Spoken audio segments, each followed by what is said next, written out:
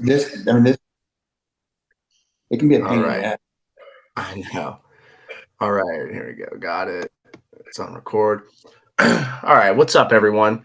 I'm here with Kurt Hinish. He's a current professional football player in the NFL for the Houston Texans. You were signed by the Texans in 2022, correct? Correct. Okay, 2022 as an undrafted free agent, if I'm not mistaken. That is correct. And this man has worked his way onto the 53-man roster. He just played a playoff game for the Houston Texans. So his story is one, of great inspiration. Also known this guy since childhood. So I just want to say thank you so much for coming on, man. It's really awesome to have you on here. Why don't you start by telling everyone your story, where you're from, and then we'll get into the interview portion of this right after that. Sure.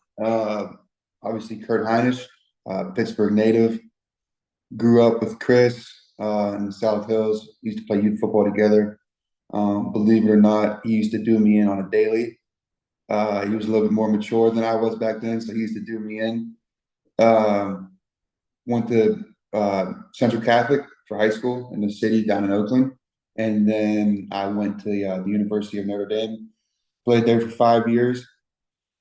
Uh, and then I went undrafted to the Houston Texans. Was kind of written off by everybody, and in my mind, I had something that I wanted to prove to everybody, and I wasn't going to be denied. And that's what I set out to do, and that's what I continue to try to do every single day. Well, I shouldn't say try to do because losers try and winners do. So that's what I do my best to do every day.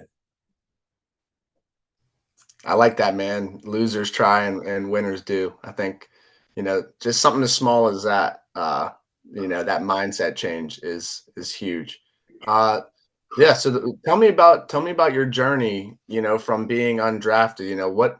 What are the things that you had to do to stand out versus maybe a first or second round guy who might feel like they're shooting for a spot. Tell me about that work. So I when I first got down here, in my mind, I went undrafted. My agent, my family, we thought I was going to be drafted, right? So at first and foremost, I was really mad. I was really upset. And so I came to Houston because I felt like that would give me the most opportunity to make a team and play. And when I got down here, in my mind, it was like I'm not going to be denied. I'm not going to leave any stone unturned. I'm going like if I don't make it, this is 100% on me, and I'm going to do everything in my power. So at the end of the day, if I don't make it, I can lay my head on the pillow and seriously say I did everything that I possibly could.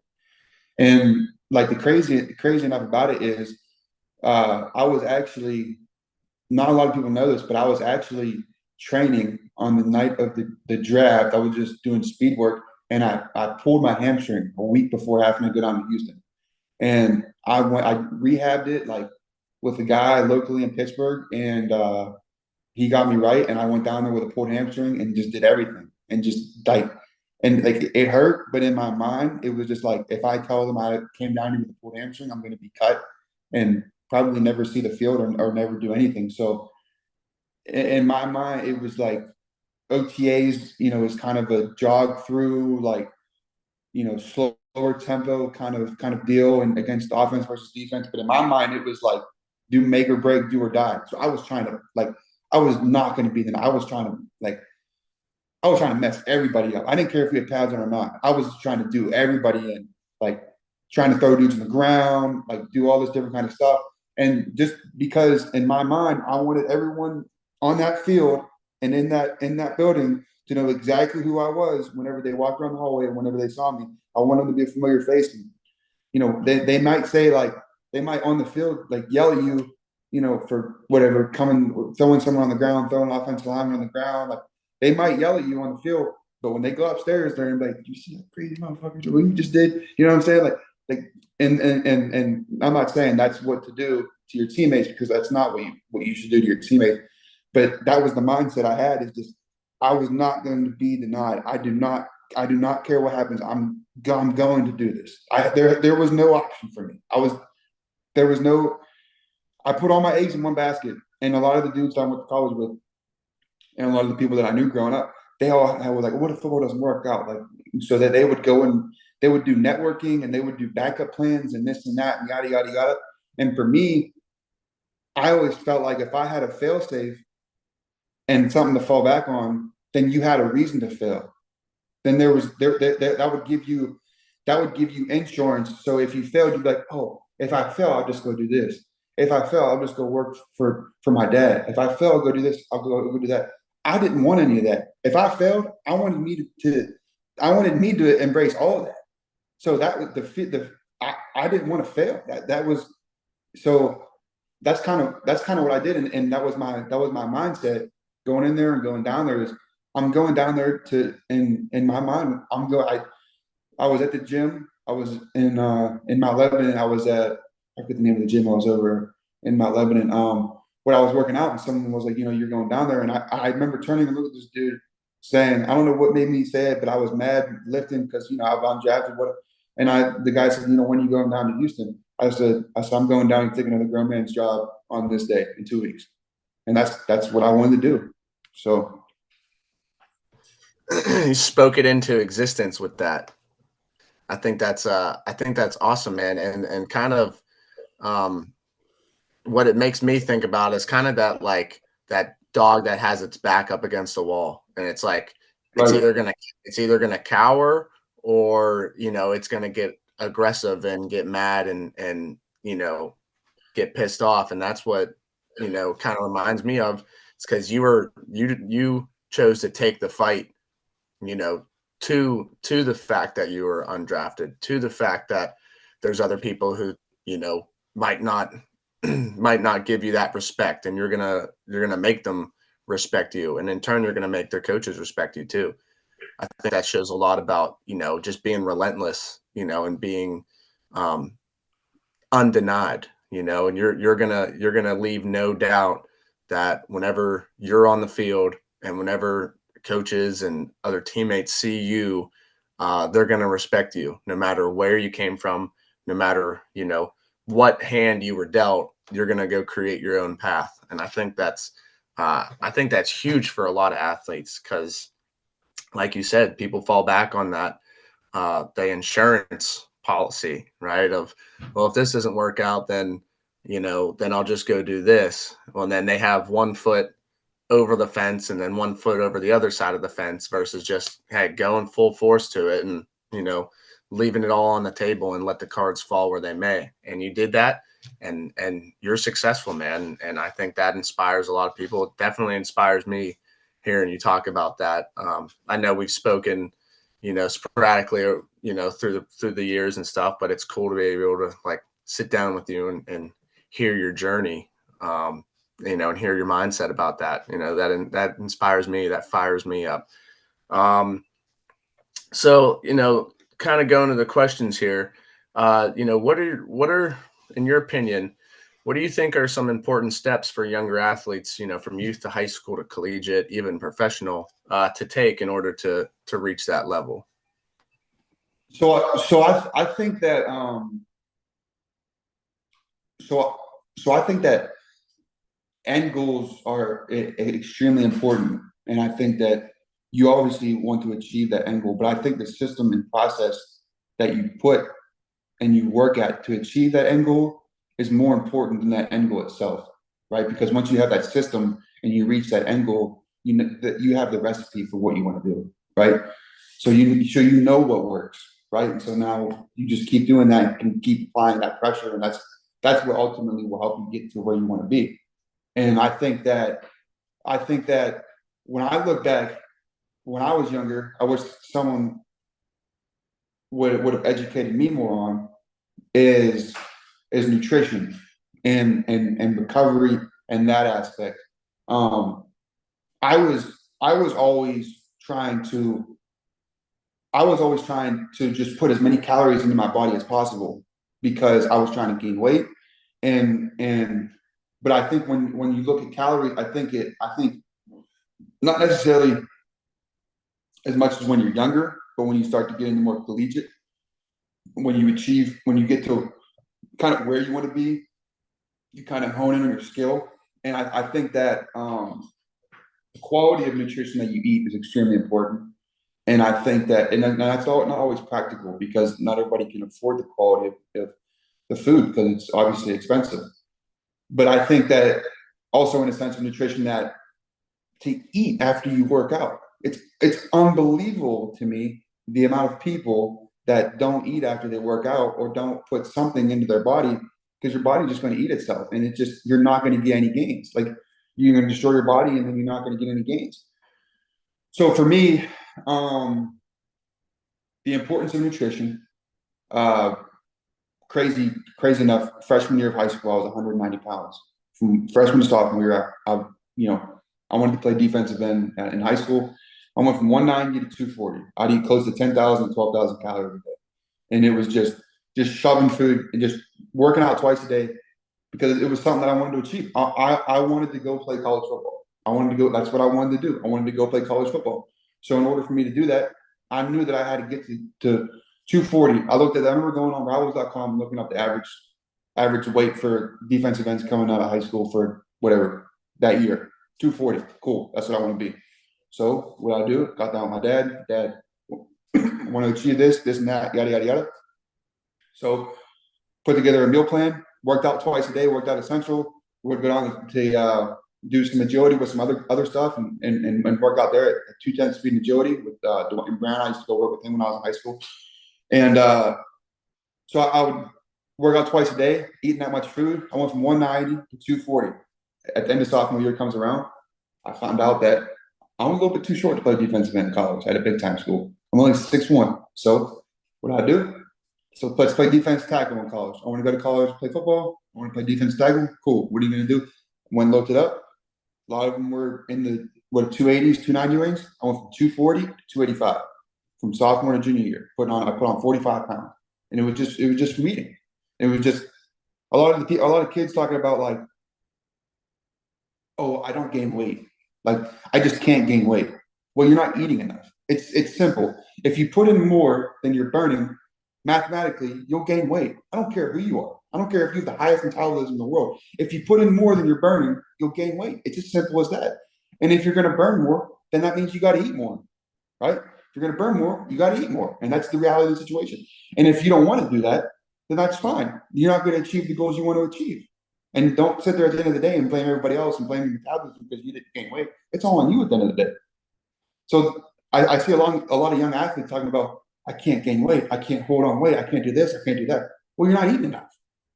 You're not eating enough. It's at the end of the day, that's what it boils down to. You're not eating enough. So that, and I think the quality of sleep is extremely important.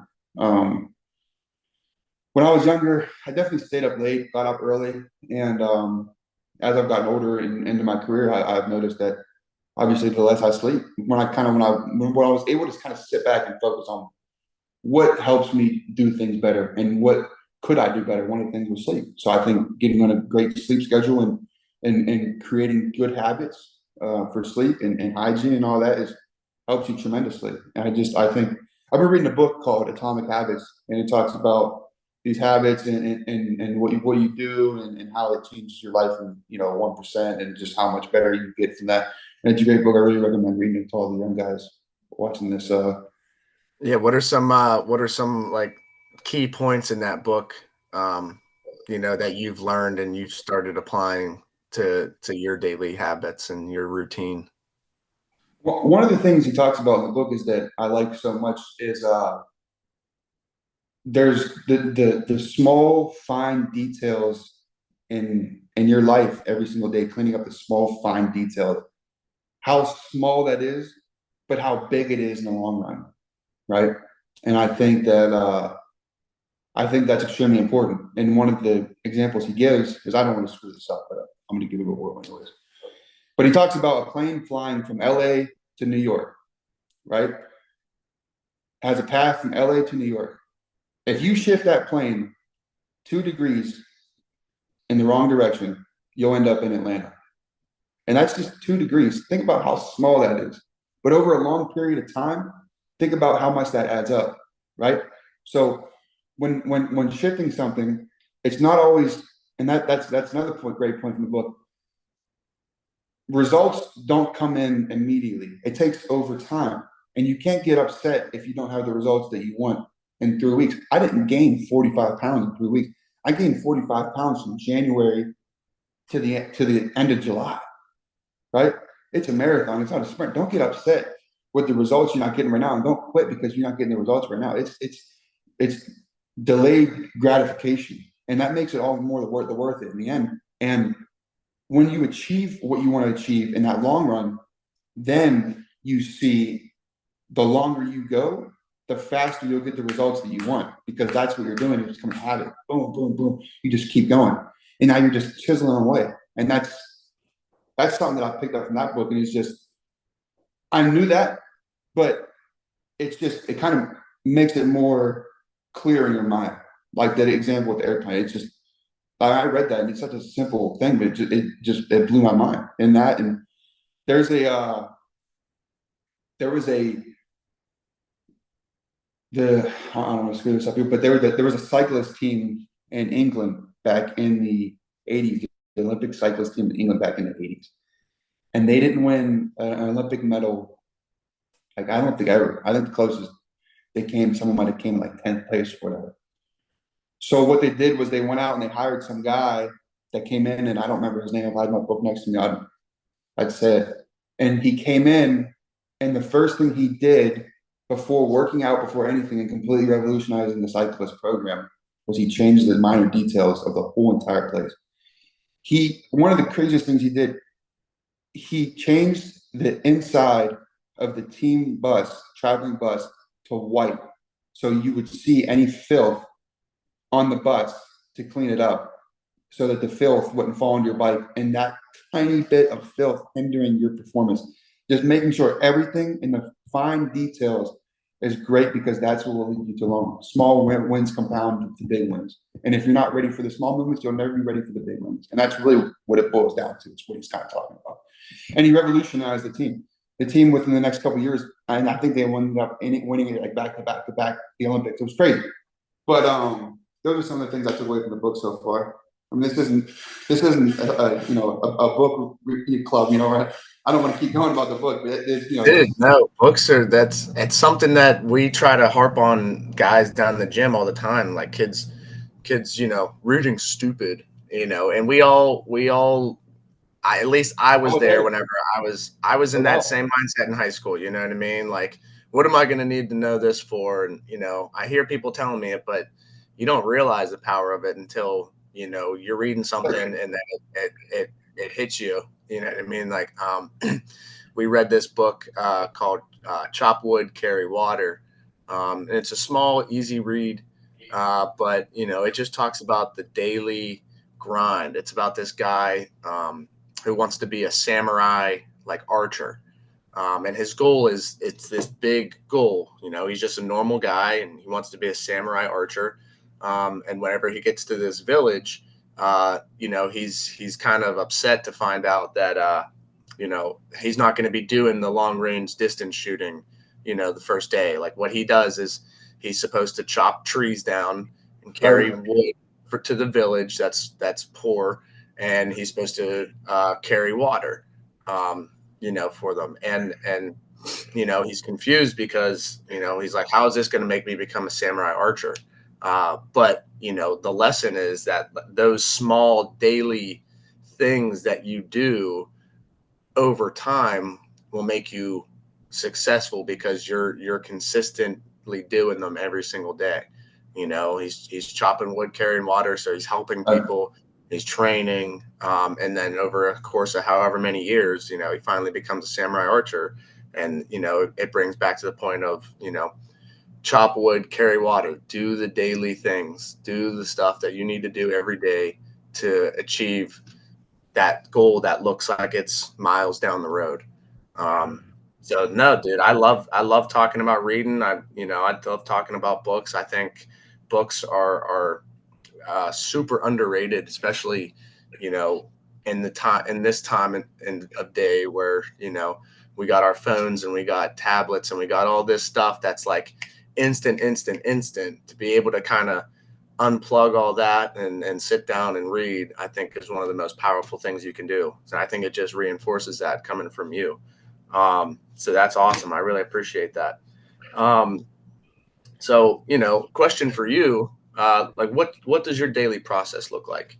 What is something maybe in season, maybe out of season, it might change. But what's something when you're in the grind and when you're really going hard, what does your daily process look like?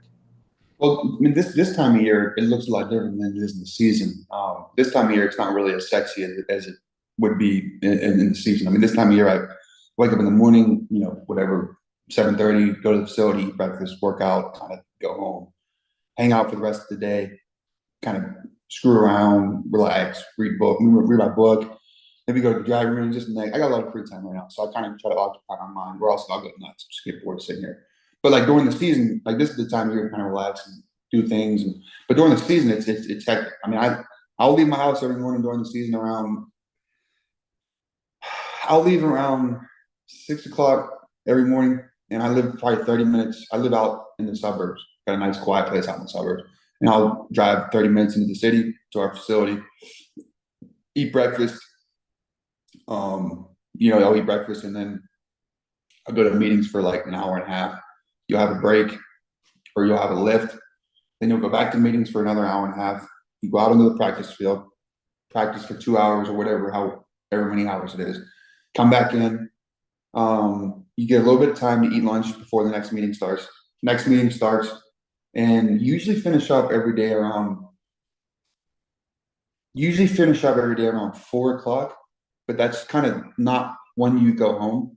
You'll stick around after 4 o'clock, from 4 o'clock until about 6 o'clock. You'll be doing treatment for your body. You'll be getting worked on. You'll be getting massages. You'll be getting in the cold tubs. You'll be doing rehab exercises for something that's hindering you. Acupuncture, dry needling, all that kind of stuff. And then obviously I'll come home. I would eat dinner there. I'd come home. I'd usually get home every night around 7 o'clock, 7:30, maybe 8 o'clock if it was a late night. So it's more than a 12-hour day you're putting in, and that's for 6 months. It's a grind, and there's really no stopping, and that's pretty much every day until obviously Sunday. Saturdays they pull back a little bit. You just have some meetings and relax. You don't have practice, but you're still in the building for probably 4 to 5 hours on a Saturday, the night before the game. That's something that people don't really see, is just how much the day-to-day grind is. They see you out there on Sundays, but they didn't see someone rolling up on your ankle on Wednesday at practice, and now you're out there on Sunday. So it's just a day-to-day grind, and that's pretty. It's tough, man. But it's rewarding.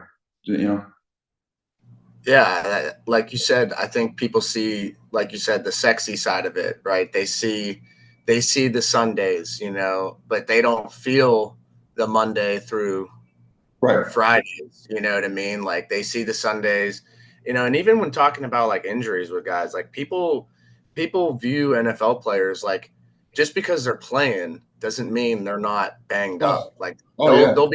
they'll be dealing with an injury, and then they'll say, "Oh yeah, he's ready to suit up today. Like he's feeling better." Like that doesn't mean that it's still not bothering, Right. bothering you. You're still playing through hardships, and you still have to play at a certain level, um, while all that stuff's going on. So that's the side, I'm sure that people don't see or really appreciate is, like you said, the 12-hour days. They think you just, roll up on Sunday and just get after it, and then whatever happens, happens.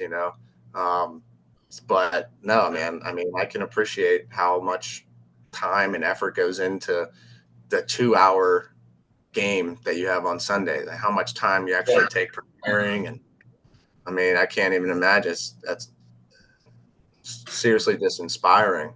Um, so this is going to be my last question for you, brother, because I want to book your time. I thought, this was really awesome. What's some tips you have, or just some things, in your opinion, how to overcome, setbacks to your mind, such as negative thoughts, performing under pressure. What are some things and strategies that you do, in order to kind of bring you back to, earth, and kind of, when things might not be going your way, kind of reel back and figure it out. Yeah. So when a negative thought enters my mind, I think about how do I overcome this thought? What can I do that is going to prevent this thought from hindering the rest of my day? Whether it be, I had a bad practice. I didn't do this. I didn't do that. What can I do to fix that? Right. So what am I going to work at to fix that? Like, and really go back and evaluate what you did wrong. Go back and look at the tape, look at the small details to fix. Right. And so whenever a negative thought enters my mind, I try to work through it and see what's causing that thought. What's the foundation of that thought? What's making me think that, right? And most importantly, why am I thinking that? So and how am I going to fix that, right? So just kind of working out why is that arising in my head right now? Why am I thinking this, right? How am I going to work through that? So I mean that's pretty much what I do. I know a lot of people have different ways of handling stuff. That's what I do. That's why I feel like it's the most effective is to look head on into the problem. What is the problem? You know what I'm saying? Like if you turn and really focus and engage into what is making you think that way, you'll overcome it, right? And as far as the pressure comes, is I get nervous before games and performance anxiety and all this and all that. And then when I go out there and I play well, is I'll think, well, it's everything you do during the week at practice. You know what I'm saying? If you had a good week at practice and you've done everything that you're supposed to do at practice, then it would just translate into the game. It would just easily translate into the game. If you're doing the right thing throughout the week, it will easily translate throughout the game. And if you're working extremely hard, it will just translate. It's just the way the universe works. The more you put in, the more you're going to get out. It's just the way it works. So I mean, and what Coach Kelly used to say all the time at Notre Dame is pressure. Pressure is a privilege. You know what I'm saying? You're blessed to be in this position to have some form of pressure on you because pressure is going to make you do two things: crumble or rise up to the occasion, right? And you kind of figure out who you are. Either you're going to crumble or you're going to rise up. You kind of figure out who you are as a man. But I love it. I love the pressure. I love playing in front of everybody, and I love the pressure being on because at the end of the day, you're gonna find out who wants to party more. You know what I'm saying? And I'll stand here and punch you in the face until I fall over and die. You know what I'm saying? Can you say the same thing? Like I'm willing to die for this cause. Are you, and a lot of people don't want to stand there and punch each other in the face all day. Like they're gonna line up across from you or see you or have to work out with you and be like, damn, I gotta work out with this guy today, right? That's gonna be a workout partner, or you line up from someone on a basketball court or a football field, right? Damn, I gotta against this dude's nonstop. You know what I'm saying? Like he's not gonna stop. And like I said, you're gonna crumble or just gonna keep going. And if you're willing to go the distance for your cause, you'll find success with it. That's awesome, man. That just kind of reinforces like your mindset throughout all of this. You know what I mean? Is that, like maybe people look at you as the underdog or whatever, but you're just going to be absolutely relentless. Yeah. It's that feeling of, um, you know, uh, hard work beats talent when talent doesn't work hard. You might have some kid who's the best 12-year-old football player in the world, and another kid who maybe just started this year and maybe they're not as good. But, if they're willing to die on that hill and they're willing to die for that cause and grind, in a year's time, that picture is going to look a lot different because it's someone who might have been naturally gifted, whether it be genetics or whatever.